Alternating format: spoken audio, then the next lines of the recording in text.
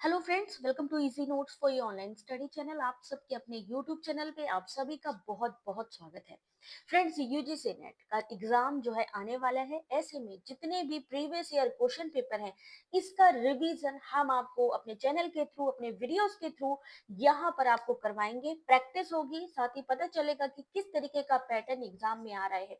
तो UGC net 2024-25, क्योंकि ये जो दिसंबर का एग्जाम है ये आपका 2025 में होने की संभावना है, तो ऐसे में प्रीवियस ईयर क्वेश्चन पेपर का ज्यादा से ज्यादा रिवीजन हम लोग डेली बेसिस पे करने वाले हैं। तो चलिए स्टार्ट कर लेते हैं। यहाँ पे जो भी हमारे साथ पहली बार वीडियो में आ रहे हैं उन सबसे रिक्वेस्ट है, जल्दी से चैनल को सब्सक्राइब कर लीजिए, लाइव आ जाइए और साथ ही जल्दी से ये भी बता दीजिए कि ऑल वीडियो क्लियर है कि नहीं, ऑडियो वीडियो क्लियर आ रहा है कि नहीं आ रहा है। स्टार्ट करते हैं। यहाँ पे 30 सेकेंड्स का टाइम मिलेगा और आपको आंसर करना है। तो क्वेश्चन नंबर 1 आप सभी लोगों के सामने आने जा रहा है। जल्दी से थम्स अप कर दीजिए, सबको ऑडियो विजुअल क्लियर है। कुछ क्वेश्चंस है, क्वेश्चंस के साथ ही आपको मिलेंगे यहाँ पे ऑप्शंस भी। बिल्कुल, तो चलिए स्टार्ट करते हैं क्वेश्चन नंबर 1 के साथ में। UGC net 2024-25 question number 1, time start कर रही हूं अब। उमंग, भीम, ई बिज और स्वयं, क्या चीज है ये और इनका जो प्रयोजन है या पर्पस है या जिस चीज के लिए ये यूज किए जा रहे हैं या जिनका फुल फॉर्म है, ये आपको बताना है। क्वेश्चन नंबर 1 आप सभी के सामने। Clear everything? चलो वेरी गुड, आंसर करते चलो। क्वेश्चन नंबर 1,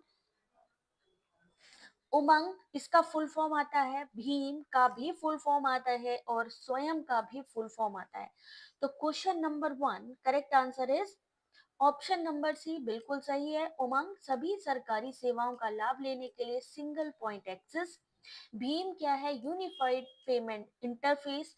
ई बिग G2B सेवाएं और स्वयं अधिगम प्लेटफॉर्म। क्वेश्चन नंबर 2, क्वेश्चन को रीड करिए और आंसर करिए। क्वेश्चन नंबर 2 आप सभी के सामने। Blog is a form of social media. A blog allow anyone to communicate to a public audience.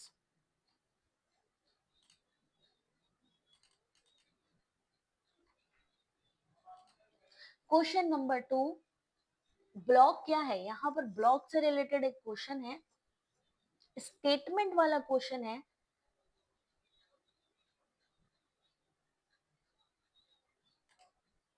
Thank you छोटी। चलो आंसर करते चलो। क्या लिखा है कि ब्लॉग सोशल मीडिया का एक रूप है। ब्लॉग के माध्यम से कोई भी व्यक्ति आम जनता से बात कर सकता है। क्वेश्चन नंबर 2 करेक्ट आंसर है, बिल्कुल सही। ए और आर दोनों ही सही हैं और एक ही सही व्याख्या है। ब्लॉग सोशल मीडिया का एक रूप है, बिल्कुल सही है। ब्लॉग गूगल का एक प्रोडक्ट है जो कि वेबसाइट की तरीके काम करता है। ये गूगल द्वारा दी गई फ्री सर्विस है।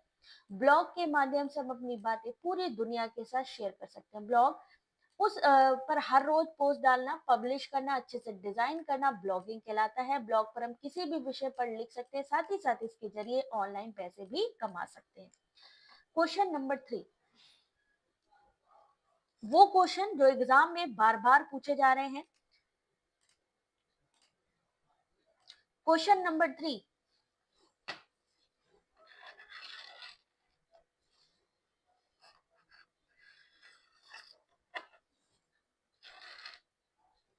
अभी देखो प्रॉपर है, वीडियो की सेटिंग देख लो एक बारी, देखो उसमें कौन से सेटिंग पे बढ़िया पिक्चर आ रही है। क्वेश्चन नंबर 3, तक्षशिला जो हिस्टोरिकल प्लेसेस हैं, या उज्जैन या सारनाथ या अजंता, वो किसके लिए फेमस थी? Question number 3।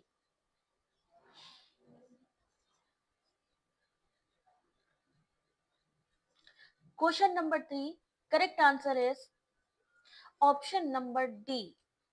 Option number D का मतलब क्या है? तक्षशिला किसके लिए फेमस थी? मेडिसिन के लिए फेमस थी। उज्जैन खगोल शास्त्र के लिए फेमस यानी एस्ट्रोनॉमी के लिए। सारनाथ बौद्ध धर्म के लिए यानी बुद्धिज्म के लिए। और अजंता कला, वास्तुशास्त्र और चित्रकला के लिए। क्वेश्चन नंबर 4, इनमें से कौन सा एमडीजी का गोल नहीं है? क्वेश्चन नंबर 4,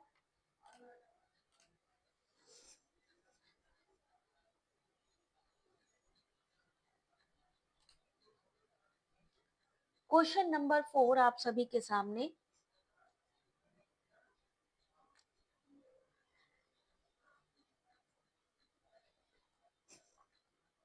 और इस क्वेश्चन का सही answer MDG millennium development goal, जो सही आंसर है इसमें से कौन सा एमडीजी का गोल नहीं है? अत्यधिक निर्धनता, भूख का उन्मूलन, मातृ स्वास्थ्य में सुधार, सभी आयु वर्ग के व्यक्तियों के लिए स्वस्थ जीवन सुनिश्चित करना और खुशहाली को बढ़ाना या पर्यावरणीय संपुष्टता। क्वेश्चन नंबर 4 सही आंसर सी, यानी कि सबसे पहले जान लीजिए इसके बारे में। मिलेनियम डेवलपमेंट गोल 2000 में यानी 2000 में स्टार्ट हुआ, 2015 तक प्राप्त करने का लक्ष्य रखा गया था। संयुक्त राष्ट्र के उस समय 198 सदस्य थे। 32 अंतरराष्ट्रीय संस्थाओं ने 2015 तक, यानी जो लक्ष्य रखा गया था 15 सालों के लिए रखा गया था, 2015 इसका जो एंडिंग ईयर था, भूखमरी, गरीबी समाप्त करना, प्राथमिक शिक्षा देना, लिंग समानता, शिशु मृत्यु दर में कमी, मातृत्व साथ में सुधार, एचआईवी एड्स मलेरिया जैसी अन्य बीमारियों से छुटकारा पाना, पर्यावरण संपोषणीयता, वैश्विक विकास।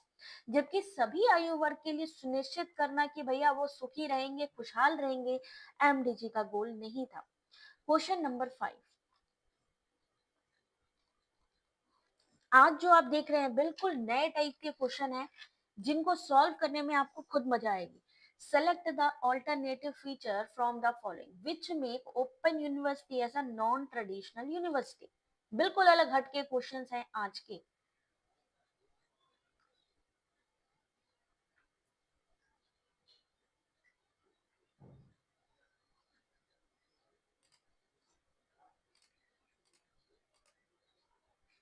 और इस क्वेश्चन का सही आंसर पढ़ो, गैर पारंपरिक विश्वविद्यालय बनाती है कौन सा ओपन यूनिवर्सिटी को? तो question number 5, correct answer is option number B, यानी ए बी एंड सी, यानी innovative method of teaching and learning. Option number B, innovative method of admission, curriculum and evaluation. Option number C, modern communication techniques, जबकि teacher friendly approaches इसमें नहीं आता। ठीक है, अगले question पे चलते हैं। क्वेश्चन नंबर, बाकी ये मत सोचना कि हमने ये नहीं पढ़ना है, याद रखो एक्सप्लेनेशन है। दूरस्थ शिक्षा प्रणाली कई श्रेणियों के शिक्षार्थियों की विशेष रूप से, यानी किसको बेहतर यहाँ पर शिक्षा प्रोवाइड की जाती है, या डिस्टेंस लर्निंग मोड जो आपका होता है, ये ओपन लर्निंग है, ये किसको बेनिफिट करता है? यहाँ से क्वेश्चन आप लोगों का आता है एग्जाम में, तो ये ध्यान से कर लेना। जो देर से पढ़ाई शुरू करते हैं या जिनकी पढ़ाई लेट हो जाती है, जिनके पास उच्चतम शिक्षा का साधन नहीं है, सर्विस कर रहे हैं कुछ लोग, जॉब करने के साथ साथ अगर करना चाहते हैं, तो दूरस्थ या ओपन यूनिवर्सिटीज, या हम बात करें डिस्टेंस लर्निंग, क्यों इंपॉर्टेंट है, किसके लिए इंपॉर्टेंट है। चलिए अगले क्वेश्चन की तरफ चलते हैं। Question number 6,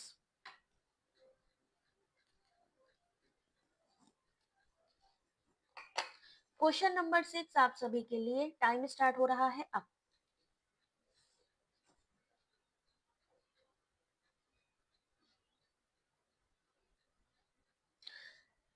dyslexia, dysgraphia, dyscalculia और एडीएचडी, ये क्या चीज है?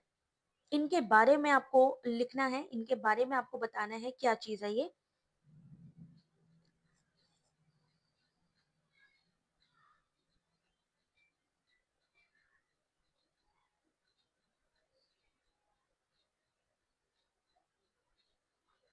और इस क्वेश्चन का जो सही आंसर है,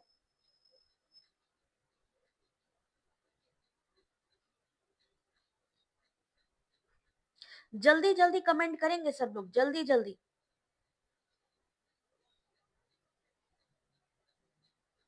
और इस क्वेश्चन का सही आंसर, क्वेश्चन नंबर 6 सही आंसर ऑप्शन नंबर बी, यानी पहला ऑप्शन डिसलेक्सिया, पढ़ने में कठिनाई का होना, पढ़ने में कठिनाई, डिफिकल्टी इन रीडिंग।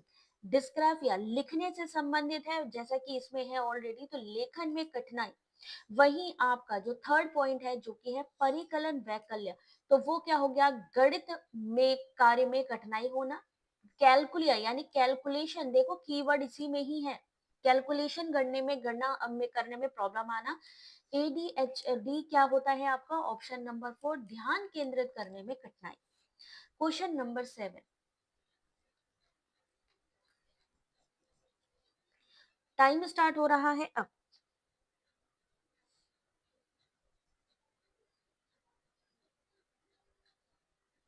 क्वेश्चन को पढ़ते जाइए, आंसर करते जाइए। क्वेश्चन नंबर 7, इस क्लास में आज डीआई नहीं है, ठीक है? कल की क्लास में मैं लेकर आऊंगी डीआई के क्वेश्चन को।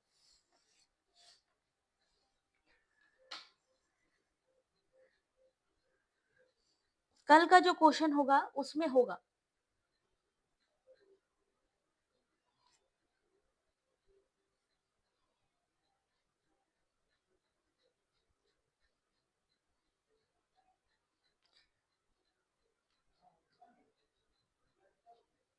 चलिए, अब इस क्वेश्चन का सही आंसर देखते हैं।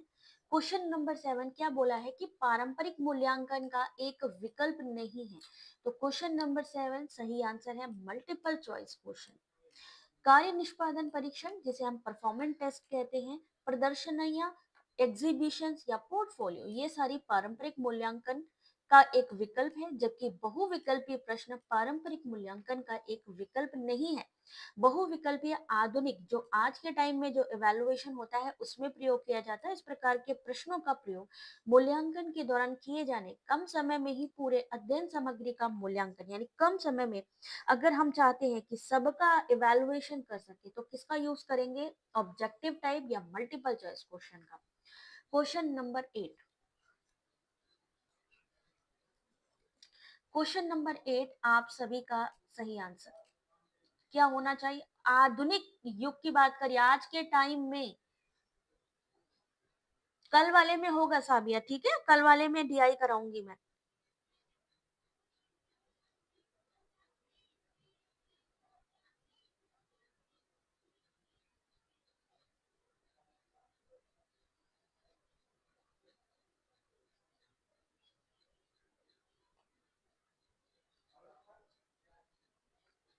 चलिए, इस क्वेश्चन का सही आंसर,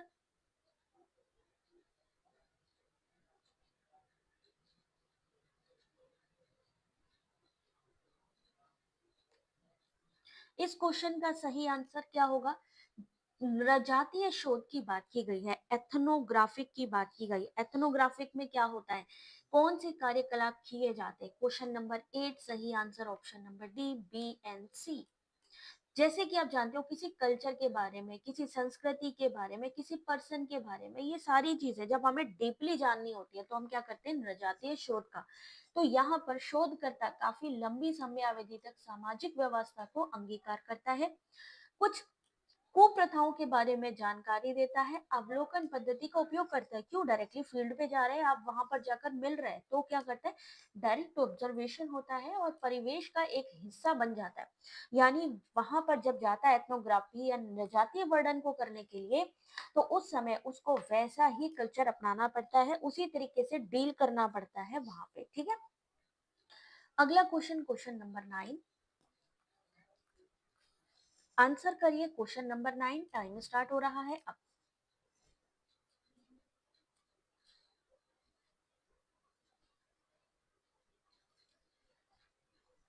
ओपन हाउस के आयोजन के माध्यम से जनता से संवाद के लिए किसी सार्वजनिक क्षेत्र के संगठन के द्वारा निम्नलिखित में से किन तरीकों का प्रयोग किया जाता है? Question number 9। यहाँ क्वेश्चन सही हो जाता है, एग्जाम में गलत हो जाता है। गलत इसलिए हो जाता है क्योंकि हम लोग हड़बड़ा जाते हैं, हम लोगों को समझ भी नहीं आता एक्चुअली में। जब क्वेश्चन पेपर स्टार्ट करते हैं ना, तो उनका एनटीए का सबसे पहला फंडा क्या रहता है? आपको कंफ्यूज करना। इसीलिए वो सबसे पहले डीआई के क्वेश्चन डाल देता है। आपकी बुद्धि वहीं पर ही खराब हो जाती है डीआई के क्वेश्चन को देख के कि यार ये कैसे होगा, एक तो इतना लेंदी है, ऊपर से परसेंटेज है या मिसिंग है, तो कंफ्यूज हो जाते हैं वहीं पर। तो कभी भी अगर आपको जरा सा भी लग रहा है कि डीआई आपको टफ लग रही है, तुरंत छोड़ दो उसको, लास्ट में अटेम्प्ट करो। नहीं आती कोई दिक्कत नहीं है, आप उसको लास्ट में तुक्का मार दो, लेकिन छोड़ के मत आओगे क्वेश्चन। यहाँ पर टाइम वेस्ट मत करो, जिनको नहीं आती आगे बढ़ो, आगे के क्वेश्चंस को पढ़ो। जब आप 2-3 क्वेश्चन पढ़ोगे ना, आपको समझ में आना शुरू होगा कि नहीं भाई, यहाँ पर जो क्वेश्चन है, 1 मिनट होल्ड करो भाई, क्या हो गया? तो आपको समझ में आना शुरू होगा कि जो क्वेश्चंस है, जो हम लोगों को लग रहा है डिफिकल्ट, वो एक्चुअली में डिफिकल्ट है ही नहीं। 2-3 बार पढ़ोगे क्लियर होती जाएंगी चीजें। चलिए, यहाँ पर इस क्वेश्चन का जो सही आंसर है, जल्दी से सब लोग कमेंट करें। यही होता है ना एग्जाम में, यही होता है, मुझे पता है कि इसका यही इशू है, सभी के साथ में ही ये इशू होता है कि जहाँ पे आती हुई चीज भी हमारी गड़बड़ हो जाती है। उसका रीजन यही रहता है कि हम जो है सोचते हैं कि नहीं भाई, पता नहीं कितना टफ पेपर है, हमें नहीं आता है ये चीज। ठीक है, तो चलो भाई, यहाँ पर क्वेश्चन नंबर कितना था? क्वेश्चन नंबर नहीं याद करते, सही आंसर ऑप्शन नंबर ए इस क्वेश्चन का। इस क्वेश्चन का जो सही आंसर है वो है option number A. Open house के आयोजन के माध्यम से जनता से संवाद के लिए सार्वजनिक क्षेत्र के संगठन के द्वारा प्रचार, जनसंपर्क तथा छवि निर्माण जैसे तरीकों का प्रयोग किया जाता है। कौन सा क्वेश्चन नंबर था? 8 था, ये 9 हो गया 10। क्वेश्चन नंबर 10 आप सभी के सामने, आंसर करना शुरू करिए।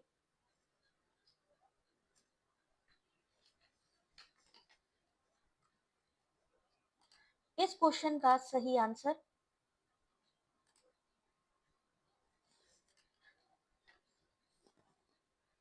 10 हो गए कि 11 हो गए?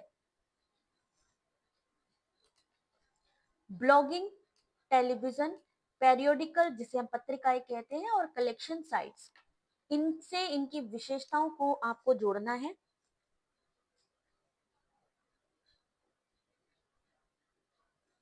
अब हो सकता है आपसे अगले क्वेश्चन में पूछ लिया जाए कि प्रिंट मीडिया के एग्जाम्पल कौन से हैं। मैंने आप लोगों को बताए हैं प्रिंट मीडिया के एग्जाम्पल, या इलेक्ट्रॉनिक्स मीडिया के एग्जाम्पल कौन से हैं। सेम चीज होगी, बस फॉर्मेट चेंज हो जाएगा ऐसे क्वेश्चंस का। क्वेश्चन नंबर 10, 11 है अंकिता ये वाला क्वेश्चन, 11 हो गए भाई, तो 11 लिखते हैं। 11 का सही आंसर ऑप्शन नंबर डी, यानी ब्लॉगिंग। ब्लॉगिंग में क्या आता है? Social media, television, electronics media, पत्रिकाएं हो गई, प्रिंट मीडिया, और वर्ल्ड वाइड वेब यानी collection sites. Question number 12, reasoning का एक क्वेश्चन आप सभी के सामने।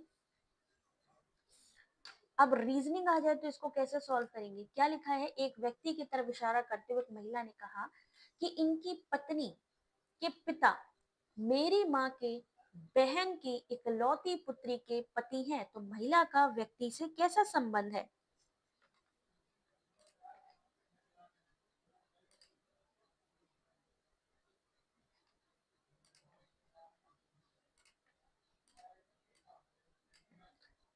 एक व्यक्ति की तरफ इशारा करते हुए महिला ने कहा कि इनकी पत्नी के पिता मेरी माँ, यानी इनकी पत्नी के पिता, यानी इन्हीं की पत्नी की बात हो रही है। मेरी माँ, पिता मेरी माँ के बहन की इकलौती पुत्री के पति हैं, तो महिला का व्यक्ति से क्या संबंध है?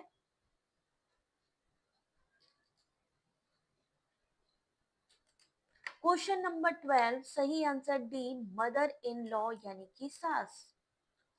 पत्नी के पिता, इनकी किसकी? व्यक्ति के पत्नी के पिता मेरी माँ की बहन, मेरी माँ की बहन कौन हुई? मौसी की इकलौती पुत्री, मौसी की बेटी के पति हैं, तो महिला का व्यक्ति से कैसा संबंध है? तो वो होगा option number D, mother in law. Question number 13,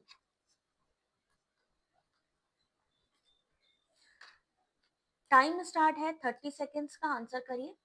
इनमें अगली क्रम में कौन सी संख्या आएगी? 2, 6, 30, 60, 130 और 210।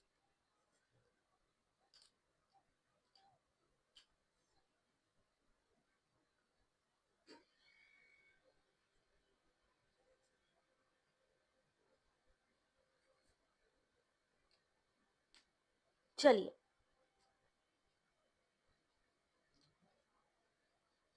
इस क्वेश्चन का जो सही आंसर है वो क्या होगा?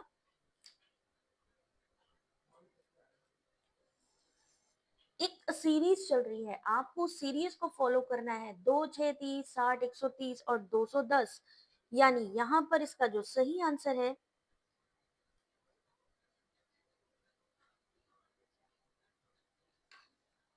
क्वेश्चन नंबर 13, सही आंसर ऑप्शन नंबर बी 350। क्या होता जा रहा है, ए का क्यूब फिर प्लस जो संख्या है, 2 का क्यूब, 3 का क्यूब प्लस 3, 4 का क्यूब माइनस, देखो एक तरफ प्लस हो रहा है एक तरफ माइनस हो रहा है, एक तरफ प्लस हो रहा है एक तरफ माइनस हो रहा है। सेम संख्या का क्यूब लेंगे और सेम संख्या के क्यूब के साथ प्लस और माइनस होता जाएगा उसी संख्या के साथ में। तो इस क्वेश्चन का जो सही आंसर है 13 का सही answer option number B. Question number 14,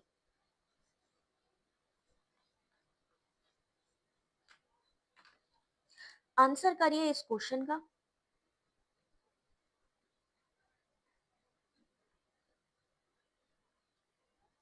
लिखा है प्रत्यक्ष रूप से असंगत दो प्रत्यक्षीकृत तथ्यों के समायोजन के लिए अप्रत्यक्षीकृत तथ्यों को अंतर्निहित मान्यता को भारतीय संस्कृति में या भारतीय तर्कशास्त्र में क्या संज्ञा दी जाती है।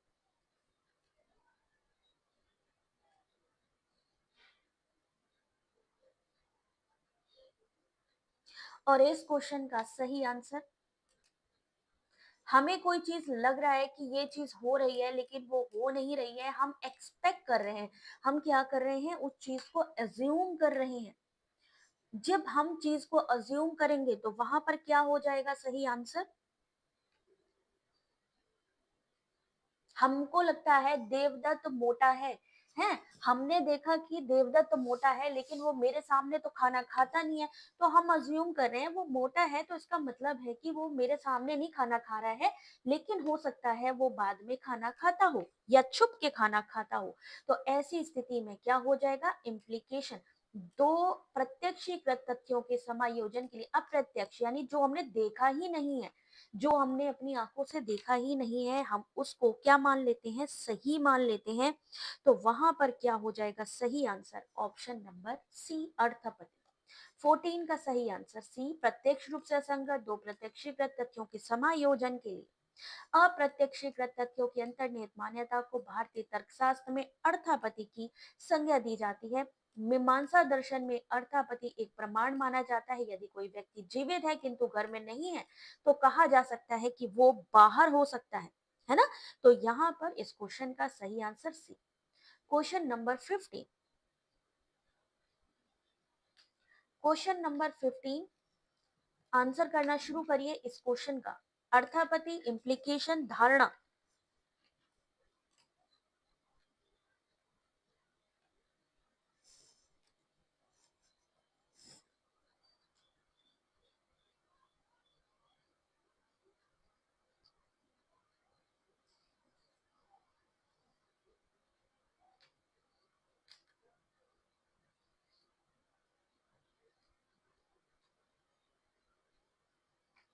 और इस क्वेश्चन का जो सही आंसर है, इनमें से कौन सा कथन सही है, ये आपसे पूछा गया है कि इनमें से कौन सा कथन जो है वो सही है।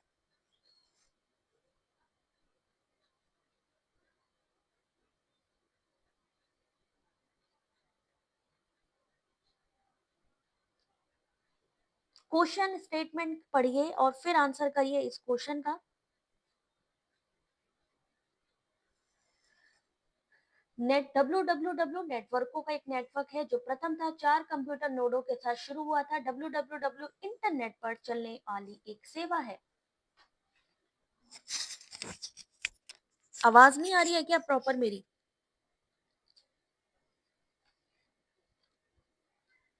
इस क्वेश्चन का सही आंसर आपके सामने, क्वेश्चन नंबर 15 सही आंसर ऑप्शन नंबर बी, यानी केवल B. www is a service that runs on the internet. इसका एक्सप्लेनेशन पढ़ना बहुत जरूरी है। www world wide web, documents का एक समूह जो आपस में एक दूसरे से हाइपर टेक्स्ट से जुड़े होते हैं। हाइपर टेक्स्ट डॉक्यूमेंट में टेक्स्ट, इमेज, ध्वनि आदि का समावेश होता है। www इंटरनेट पर चलने वाली एक सेवा है। www का प्रयोग सबसे पहले टिम बर्नर्स ली ने 1989 में CERN प्रयोगशाला में किया। www एक प्रणाली है जिसके द्वारा प्रत्येक वेबसाइट को एक विशेष नाम दिया गया और उसे ही वेब द्वारा जाना जाता है। किसी वेबसाइट के नाम को उसके यूआरएल यानी यूनिफॉर्म रिसोर्स लोकेटर के द्वारा भी जाना जाता है। जब हम किसी वेबसाइट को खोलना चाहते हैं तो ब्राउजर प्रोग्राम के पते वाले बॉक्स या एड्रेस के बारे में उसका नाम यूआरएल टाइप करते हैं। इस नाम की सहायता से ब्राउज़र प्रोग्राम सर्वर तक पहुंचता है जहां वह फाइल या वेबसाइट स्टोर की गई है और उसमें से एक वेब पेज प्राप्त करने के बाद हमारे कंप्यूटर पर उसको ला देता है। तो यहाँ पर इसकी पूरी जानकारी। अगला क्वेश्चन 16। क्वेश्चन नंबर 16 बहुत बिल्कुल वही मैंने कहा कि जिन्होंने पहले नहीं भी पढ़ा है ना, अगर वो इनको पढ़ेंगे ना तो उनको खुद समझ में आएगा कि यार वो सिर्फ क्वेश्चन ही नहीं है, एक तरीके से ये थ्योरी भी है। एक तरीके से ये थ्योरी क्लास भी है क्योंकि यहाँ पर आपको चीजें, एक मिनट रुको भाई,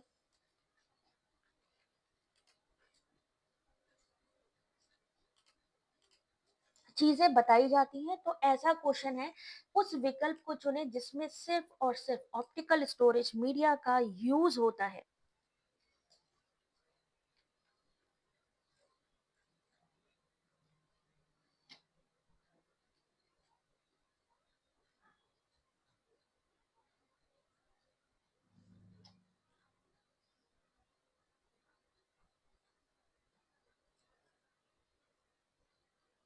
ऑप्टिकल स्टोरेज मीडिया का यूज होता है जिसमें आपको वो बताना है।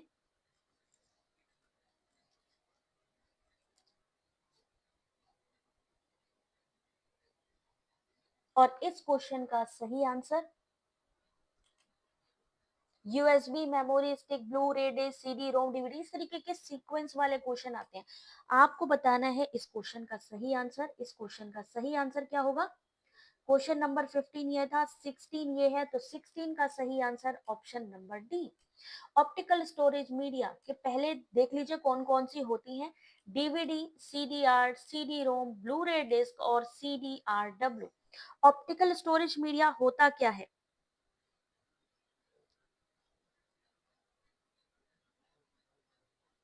ऑप्टिकल स्टोरेज मीडिया एक ऐसा स्टोरेज टाइप होता है जिसमें डेटा को लेजर से लिखा जाता है और पढ़ा जाता है। आमतौर पर data optical media compact disc DVD को लिखा जाता है। Optical media tape, HDD, flash drive की तुलना में अधिक टिकाऊ होती है, पर्यावरण की स्थिति के लिए कम संवेदनशील होती है। मानक ऑप्टिकल प्रारूप ब्लू रे है जो नाटकीय रूप से क्षमताओं को बढ़ाने के लिए नीले रंग के लेजर का प्रयोग किया जाता है। ऑप्टिकल रेजर क्या चीज होती है? ये सारी चीजें हैं। ऑप्टिकल रेजर क्या है आपका? ऑप्टिकल स्टोरेज मीडिया क्या चीज है? DVD, CDR, CD ROM, blue रे, सीडी और डब्ल्यू, ये सारी चीजें क्या होती हैं, ये आपसे क्वेश्चन। अगला क्वेश्चन है क्वेश्चन नंबर 70।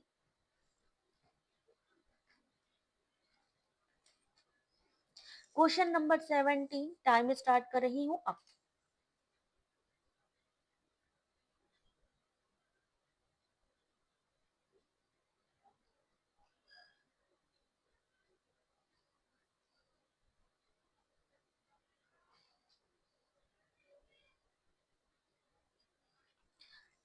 इनमें से इलेक्ट्रॉनिक वैज्ञानिकों के किस समूह को कालक्रम में रखा गया था? एक्सप्लेनेशन पढ़िए जितना ज्यादा से ज्यादा हो, क्वेश्चन कोई नहीं पढ़ना है। यहाँ पर क्वेश्चन अगर मैं चाहूँ तो यहाँ पे 100 क्वेश्चन लेकर आ जाऊं, यहाँ पर 100 क्वेश्चन लेकर आऊं, लेकिन फायदा क्या? फायदा क्या अगर उस एक्सप्लेनेशन को ना बताया जाए? तुक्का लगाया है, कोई दिक्कत नहीं है, तुक्का कभी कभी लग जाता है, कोई दिक्कत नहीं है। ठीक है ना? अगर हमें पता ही नहीं है उस चीज के बारे में, हमने क्वेश्चन के आंसर को तो रट लिया, एक्सप्लेनेशन पता ही नहीं है, अब मान लीजिए उससे जुड़ा कोई क्वेश्चन आ गया, तो हम ये क्वेश्चंस को कैसे करेंगे? इलेक्ट्रॉनिक वैज्ञानिकों के किस समूह को सही कालक्रम में लिखिए। क्वेश्चन नंबर 17 सही आंसर है डी। अब इसको याद कर लेना। लुमियर ब्रदर्स 1862 से 64, यानी सबसे पहले लुमियर ब्रदर्स आए। कभी कभी ये इस तरीके के जो टिपिकल क्वेश्चन होते हैं ना, सेम टू सेम दोबारा आ जाते हैं। तो ली फॉरेस्ट रेडियो के जनक, John Fleming vacuum tube. Radio के जनक कौन है? Forest, John Fleming vacuum tube और जॉन लोगी बियर्ड 1888 में ये इनका कालक्रम है, यानी ये शुरुआत से लेके क्रोनोलॉजिकल ऑर्डर में लगे हुए हैं। क्वेश्चन नंबर 18,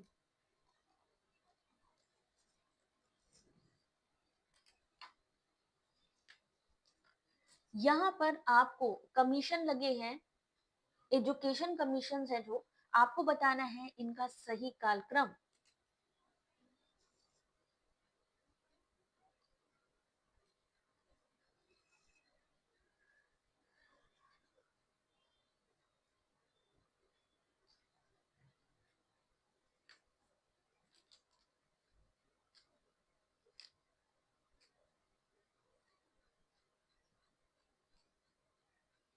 पहले कौन सा कमीशन आया, बाद में कौन सा कमीशन आया?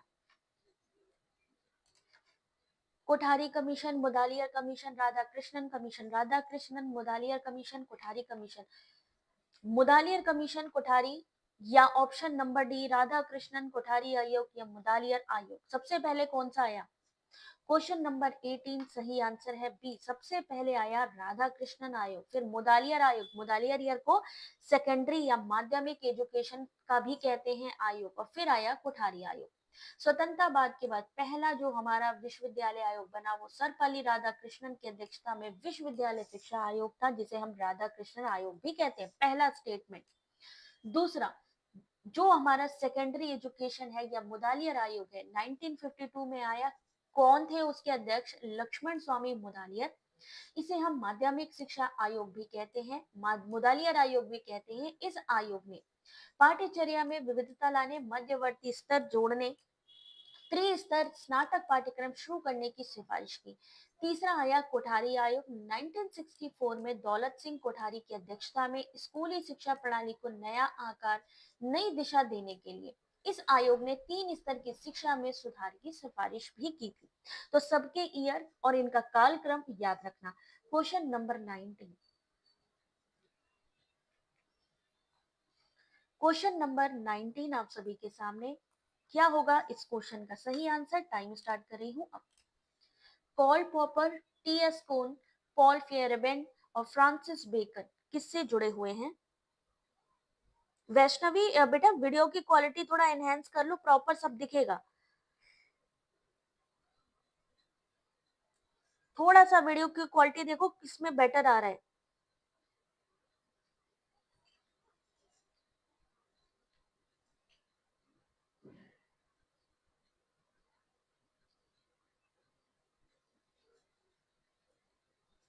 और इस क्वेश्चन का सही आंसर, क्वेश्चन नंबर 19 सही आंसर है, बिल्कुल सही है आप, सी। कॉल पॉपर, मान लीजिए मल्टीपल चॉइस यानी एक ही क्वेश्चन आया और उसमें पूछा जाए मिथ्याकरण किसके द्वारा दिया गया, तो कॉल पॉपर, टीएस कोहन के द्वारा रूपावली यानी पैराडिम, और फेराबेंड के द्वारा विधि के प्रवृत्त, फ्रांसिस बेकन का आगमनात्मक प्रविधि। याद कर लीजिएगा, पहली बार कर रहे हो, लेकिन आपको बता दें ये ऑलरेडी क्वेश्चन पेपर में पूछे जा चुके हैं। अब यही चीज जब दोबारा मान लीजिए पूछा गया पैराडाइम किसके द्वारा दिया गया, तो आपको पता होना चाहिए टीएस कोहन के द्वारा। तो बीच बीच से ही क्वेश्चन पूछे जाते हैं प्रीवियस ईयर क्वेश्चन पेपर के। ठीक है। क्वेश्चन नंबर 20, कभी कभी ये सेम आ जाते हैं और कभी कभी बीच से उठा के दिए जाते हैं। तो क्वेश्चन नंबर 20 आप सभी के सामने, आंसर करिए इस क्वेश्चन का। जितना लाइव क्लास में आप लोगों को एक होता है ना कि एक दिमाग आपका एक्टिव मोड में होता है ना, उसमें जब आप क्वेश्चन को सॉल्व करते हो, ट्रस्ट मी वो क्वेश्चन सेव हो जाते हैं दिमाग में। क्योंकि जो भी चीज हम टेंशन में, प्रेशर में, या किसी चीज की हमें जानने की बड़ी उत्सुकता है, उसमें जब हम कोई काम करते हैं ना, वो चीज हमारे दिमाग में बैठ जाती है। उस शिक्षा के स्वरूप की पहचान कीजिए जिसमें आशावादिता, आत्मसम्मान और व्यक्तिक पूर्णता हेतु प्रतिबद्धता, नैतिक निर्णय और सामाजिक दायित्व के निर्वहन का अवसर देने की उच्च समानता होती है। क्वेश्चन नंबर 20,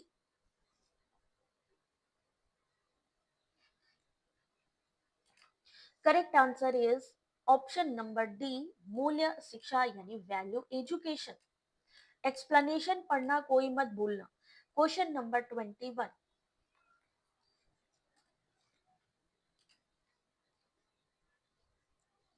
इनमें से एक तरफा संप्रेषण की सही क्रम की पहचान कीजिए। Question number 21।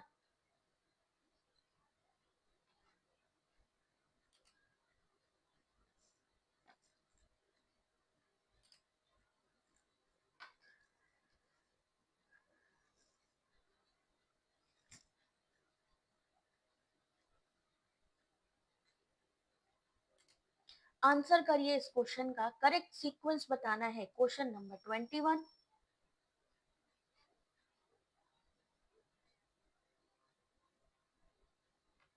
मुश्किल नहीं लगना चाहिए। एक तरफा यानी वन लीनियर की बात की गई है। एक तरफा।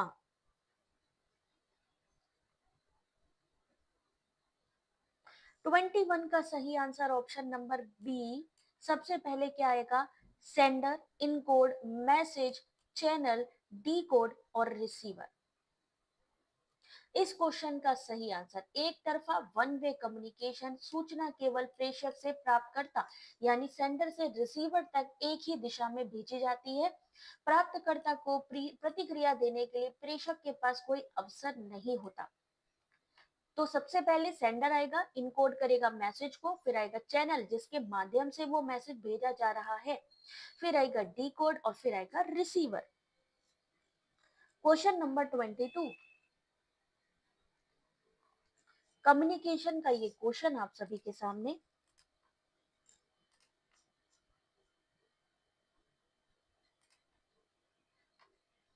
जिसको भी यूजीसी नेट बुक परचेस करनी हो, यहाँ पर आप हमारे स्टोर पे जा सकते हैं। प्रोफाइल सेक्शन पे देखिएगा स्टोर बना है, वहां पर मैंने पूरा कलेक्शन डाला हुआ है।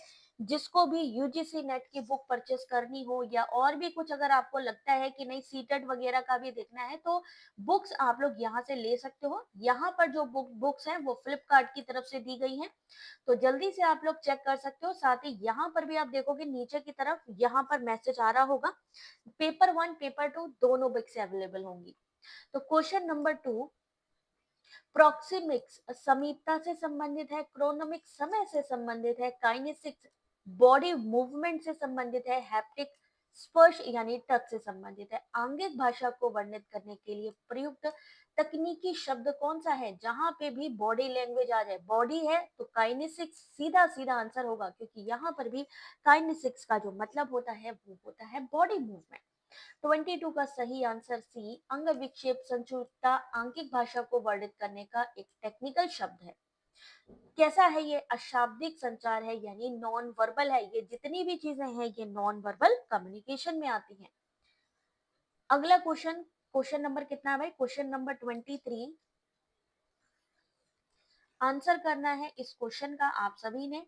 टाइम स्टार्ट कर रही हूं अब। एनपीटीईएल ये क्या है? स्वयं के कोऑर्डिनेटर हैं। एनपीटीईएल, सीईसी, एनसीईआरटी, एनआईओएस और एनआईटीटीआर, इन सबका बताना है कि मेन पर्पस क्या है। Question number 23।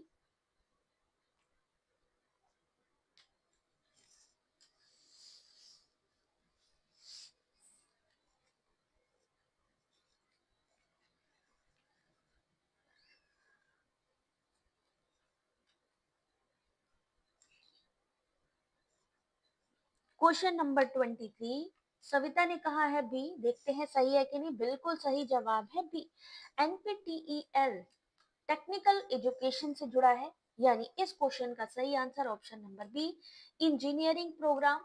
सीईसी किससे जुड़ा है? पूर्व स्नातक शिक्षा से यानी अंडर ग्रेजुएट प्रोग्राम से। एनसीईआरटी एनआईओएस स्कूली शिक्षा से जुड़ा है, और एनआईटीटीआर ये किससे जुड़ा है? शिक्षक प्रशिक्षण कार्यक्रम यानी कि teacher training programme. 24 question number.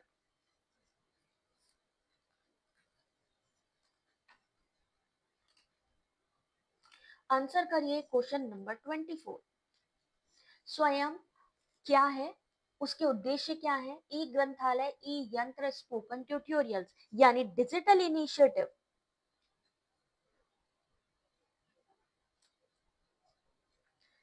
Digital initiative.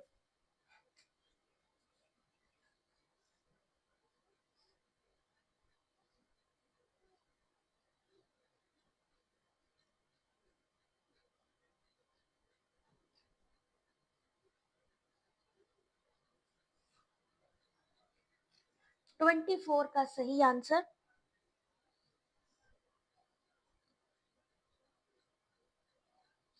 जो इजी लगे वैष्णवी वो आप ले सकते हो, ठीक है। अगर आपको लगता है कि कोई लेनी है, कंपलसरी नहीं है कि लेनी ही लेनी है, अगर आपको बेटर लगे, मैं यहाँ पर कलेक्शन डाल रही हूँ, घर बैठे आपके पास बुक आ जाएगी, आप अपने आप वहां पर देखो कि कौन सी बुक आपको लेनी है या नहीं लेनी है, ठीक है। तो वो आपके ऊपर है, कोई टेंशन वाली बात नहीं है।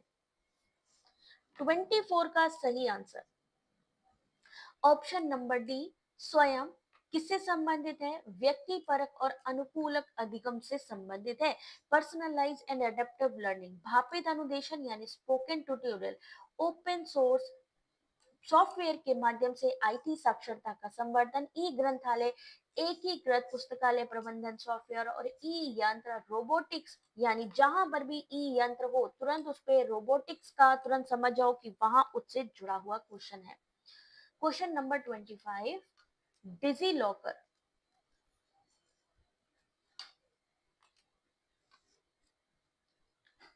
डिजी लॉकर से संबंधित यहाँ पर एक कथन है, आपको आंसर करना है। जिसको भी ये पीडीएफ चाहिए जल्दी से टेलीग्राम पे ज्वाइन कर लीजिए। वेबसाइट पे भी आप देख सकते हो, वहां पर भी अपने आप को जो है सब्सक्राइब का बटन आता है, वहां पर भी आप सब्सक्राइब कर सकते हो, नोटिफिकेशन मिलती रहेंगी जैसे जैसे पीडीएफ अपडेट होंगी। वेबसाइट पे जाओगे ना, नीचे की तरफ आपको बेल नोटिफिकेशन दिखेगी, उससे सब्सक्राइब कर लीजिए। उससे क्या होगा, जैसे ही ये पीडीएफ अपलोड की जाएंगी तुरंत ही आपको इंफॉर्मेशन मिलती रहेगी। तो 25 का सही आंसर डिजी लॉकर से संबंधित। निकू आज लेट हो गए हैं आप, थोड़ा सा लेट हो गए हैं, ठीक है, चलो कोई बात नहीं। क्वेश्चन नंबर 25 और सही आंसर है इसका ऑप्शन नंबर बी यानी एएनसी ओनली। यह डिजिटल इंडिया कार्यक्रम के अंतर्गत सरकार द्वारा प्रस्तावित डिजिटल लॉकर प्रणाली है और यह युवा स्टार्टअप उद्यमियों को वित्तीय और तकनीकी सहायता प्रदान करती है। DigiLocker option number B. Question number 26,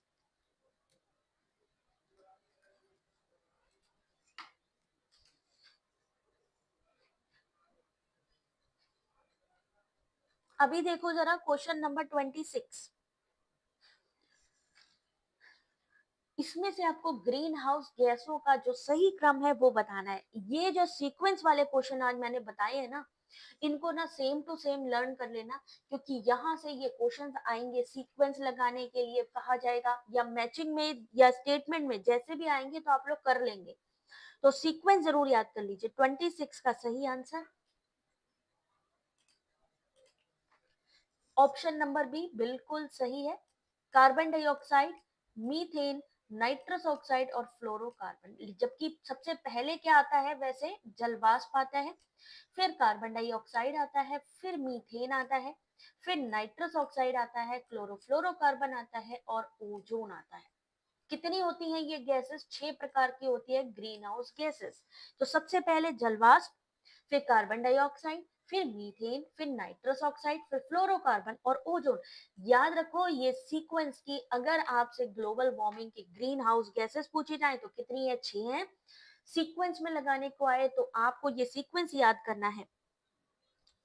Gita आज पहली लाइव क्लास है? ओ वेरी गुड। रिकॉर्डेड क्लास देखते हैं? चलो वेरी गुड है। कोई भी क्लास यहाँ पर मैं डिलीट नहीं करती हूँ, कोशिश यही रहती है कि आप लोगों को अच्छे से अच्छा कंटेंट दूं, ठीक है ना। तो इसलिए कोई भी क्लास अगर आप लाइव ना ले पाए तो रिकॉर्डेड जरूर देख ले। 27 क्वेश्चन नंबर, ऐसे क्वेश्चंस हैं जो एग्जाम में पूछे जा रहे हैं इस समय।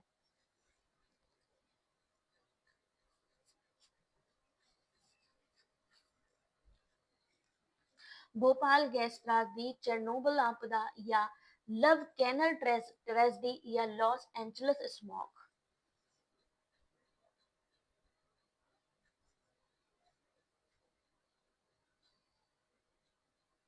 क्वेश्चन नंबर 27, चलिए देखते हैं इस क्वेश्चन का सही आंसर। ऑप्शन नंबर बी इस क्वेश्चन का सही आंसर है। भोपाल गैस त्रासदी यानी भोपाल गैस ट्रेजेडी जो हुई थी वो किसके द्वारा हुई थी? मिथाइल आइसोसाइनाइड के द्वारा। चेरनोबिल डिजास्टर यूक्रेन में हुआ था, किसके द्वारा? नाभिकीय दुर्घटना थी वो, न्यूक्लियर जो था अचानक से दुर्घटना हो गई थी। लव कैनाल त्रासदी, खतरनाक पदार्थों की dumping, dumping of hazards substances, Los Angeles smog, peroxide nitrous यानी पेन के द्वारा ये यहाँ पर हुई थी। तो सही आंसर ऑप्शन नंबर बी। 27 के बाद बस कंप्लीट करते हैं यहाँ पे। 27 क्वेश्चंस आज प्रीवियस ईयर क्वेश्चन आपको मैंने बताए हैं जो एग्जाम में मोस्टली आस्क्ड हैं, यानी बार बार पूछे जा रहे हैं। ठीक है, तो इन सबको पढ़ लीजिए विद एक्सप्लेनेशन। और साथ ही गाइस आप सभी से रिक्वेस्ट है, सपोर्ट करते रहिए। यहाँ पर वन टाइम मेंबरशिप है दिसंबर 2024 के लिए। जो भी दिसंबर 2024 की तैयारी पेपर वन की हमारे साथ करना चाहते हैं, डेली क्विज चाहते हैं, थ्योरी क्लासेस चाहते हैं with PDF, previous year question चाहते हैं, एमसीक्यूज चाहते हैं, तो भाई कुछ नहीं करना है, वन टाइम आपको मेंबरशिप लेनी है सिर्फ 299 की। आप लोग चाहो तो यूट्यूब बटन से जाकर ज्वाइन बटन बना हुआ है, यूट्यूब प्रोफाइल पर देखेंगे ज्वाइन बटन, वहां से भी ले सकते हैं, या फिर आप डायरेक्टली हमारी यूपीआई आईडी पर भी पेमेंट कर सकते हैं। और एक बार बस आपको इन्फॉर्म करना है कि आपने मेंबरशिप ले ली है, तो यहाँ पर आपकी मेंबरशिप अपडेट हो जाएगी। अब मिलते हैं हम आपसे रात की क्लास में, जो कि होगी 8:30 बजे तक। तो मिलते हैं, बाकी आप लोग जुड़े रहिए। अच्छी लगे क्लास तो थम्स अप एक बार जरूर करिए, लाइक करिए, शेयर करिए। मिलते हैं रात की क्लास में, तब तक अपना ध्यान रखिए। Take care, God bless you.